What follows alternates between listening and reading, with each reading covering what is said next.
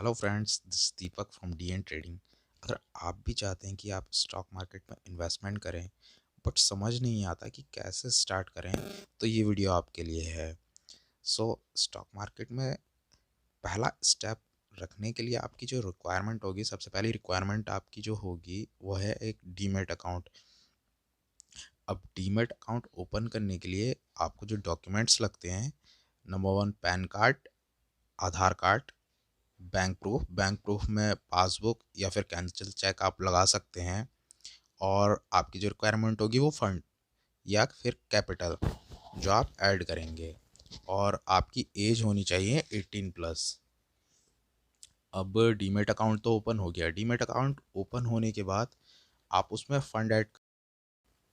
और मुझसे बहुत से लोग पूछते हैं कि कितना फ़ंड से स्टार्ट करना चाहिए, तो मैं यही आंसर करता हूँ, फ़ंड जिसकी आपको 3 से 5 साल तक रिक्वायरमेंट ना हो। अब मैंने कहा 3 से 5 साल तक वो फंड जिसकी आपको रिक्वायरमेंट ना हो। ये मैंने ऐसा इसलिए कहा है क्योंकि बहुत सारे लोग डरते भी हैं इन्वेस्टमेंट करने से। उन्हें लगता है स्टॉक मार्केट रिस्की है, लॉस हो जाता है। तो ये भी एक रीज़न है। मैं एग्जांपल देता हूँ। लेट सपोज़ आपके पास 1 लाख रुपए हैं और आपने 1 लाख से स्टार्ट कर दिया, स्टॉक मार्केट में लगा दिया। अब होता क्या है, 6 महीने के बाद आपको रिक्वायरमेंट पड़ती है उन 1 लाख रुपए की। और मानते हैं कि उस समय अगर मार्केट नीचे है तो आपका जो पोर्टफोलियो होगा उसकी वैल्यू भी नीचे होगी। उस समय अगर आप एग्जिट करते हैं मार्केट से तो आप लॉस में निकल जाएंगे मार्केट से। तो इसीलिए एक मार्केट में लॉन्ग टर्म व्यू लेकर चलना होता है। तो मार्केट में जब भी आए एक लॉन्ग टर्म व्यू के साथ आएँ, लॉन्ग टर्म व्यू के साथ स्टार्ट करें। अब मान लीजिए दूसरा सिनेरियो लेते हैं कि आपने मार्केट में उतना पैसा डाला है जिसकी आपको रिक्वायरमेंट नहीं पड़ने वाली 2 से 3 साल या 5 साल तक। तो मार्केट बढ़ता है, मार्केट में करेक्शन भी आते हैं। करेक्शन के टाइम पे हो सकता है आपका पोर्टफोलियो नेगेटिव दिखा रहा हो, बट कोई इतनी बड़ी पैनिक सिचुएशन नहीं बनेगी। धीरे धीरे जैसे मार्केट बढ़ता है तो उसके साथ आपका पोर्टफोलियो भी पॉजिटिव आ जाएगा। आप पैनिक होके लॉस में नहीं निकलेंगे, एट द एंड प्रॉफिट में ही निकलेंगे, आपको प्रॉफिट ही होगा। ठीक है। तो इस तरीके से लॉन्ग टर्म व्यू के साथ आएंगे तो मार्केट आपको अच्छे रिटर्न्स देता है। और थर्ड पॉइंट जो मेरा था वो है कि पैनी स्टॉक से बचें। पैनी स्टॉक क्या होते हैं? छोटे स्टॉक होते हैं, 10 रुपए से नीचे के, वॉल्यूम कम होता है, बहुत सारी दिक्कतें होती हैं, उसमें पैसा फंस सकता है। तो अच्छे स्टॉक में इन्वेस्टमेंट करें।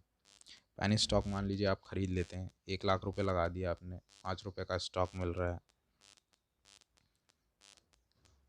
अब क्या होगा, मान लीजिए 4 रुपए आ जाता है या 3 रुपए आ जाता है स्टॉक, तो आपको एक अच्छा खासा लॉस दिखा रहा होगा।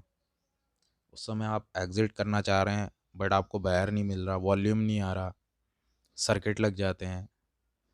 ठीक है, ये सारी टर्म्स जो आप समझेंगे धीरे धीरे जैसे इन्वेस्टमेंट करेंगे।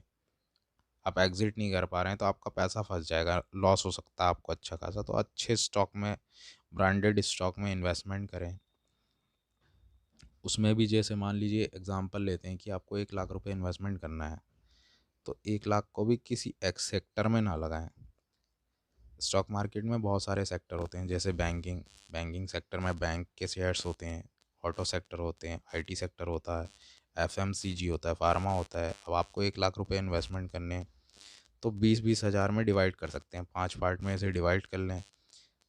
20 हज़ार आपने बैंकिंग में लगा दिया, 20 हज़ार ऑटो में, आईटी में, 20 हज़ार एफएमसीजी में, फार्मा में लगा दिए। इससे क्या होगा कि जो मार्केट की वॉलेटिलिटी होती है, मार्केट अप डाउन होता है, तो सभी सेक्टर हमेशा एक साथ नहीं चलते हैं।